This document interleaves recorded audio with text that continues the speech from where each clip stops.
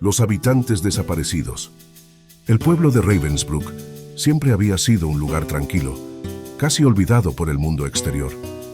Rodeado de espesos bosques y situado en el fondo de un valle, sus habitantes llevaban una vida simple, desconectados de las prisas modernas. Sin embargo, todo cambió cuando una noche, una densa y extraña niebla comenzó a descender lentamente sobre el pueblo. Al principio, nadie le prestó demasiada atención.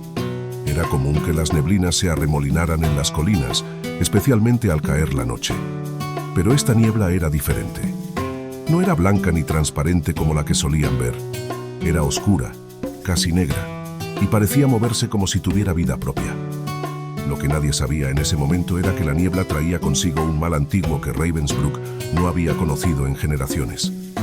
La primera desaparición ocurrió poco después de la llegada de la niebla. Mr. Horace, el anciano herrero del pueblo, no fue visto en la taberna una mañana, donde solía desayunar todos los días. Al principio, los aldeanos pensaron que estaba enfermo.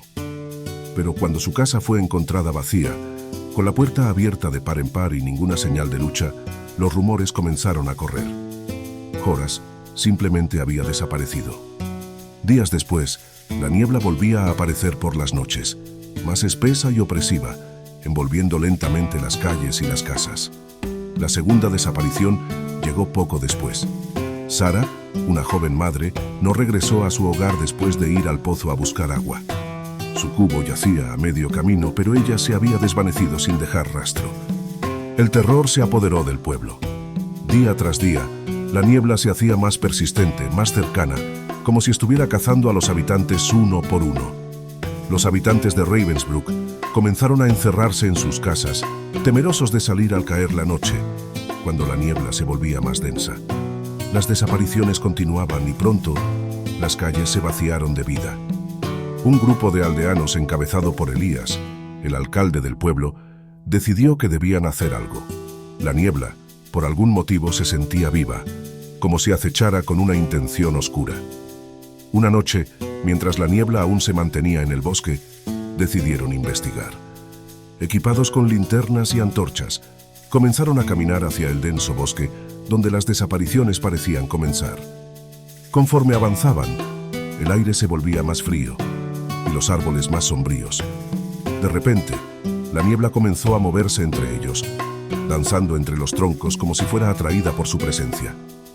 Elías y su grupo se detuvieron, pero uno de los hombres, Henry, no pudo contener su curiosidad y se adentró más en la oscuridad. Apenas dieron unos pasos cuando la niebla lo envolvió por completo y su grito resonó en la oscuridad antes de que todo quedara en un silencio absoluto.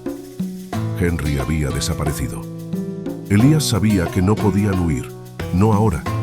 Debían entender qué estaba ocurriendo. Siguieron adelante, hasta que encontraron una antigua cabaña en el corazón del bosque, una construcción que nadie recordaba haber visto antes. La niebla parecía emanar de su interior, como si estuviera viva dentro de esa construcción olvidada. Con temor, empujaron la puerta. Dentro, encontraron un altar cubierto de símbolos antiguos y oscuros, olvidados por el tiempo. Libros polvorientos y amuletos colgaban de las paredes, y en el centro del altar había un viejo cuenco lleno de una sustancia negra que parecía moverse por sí sola. Elías comprendió que esa cabaña no era más que un templo de algún mal antiguo, uno que el pueblo había olvidado con los años. La niebla era su mensajera, y la desaparición de los aldeanos formaba parte de algún oscuro ritual.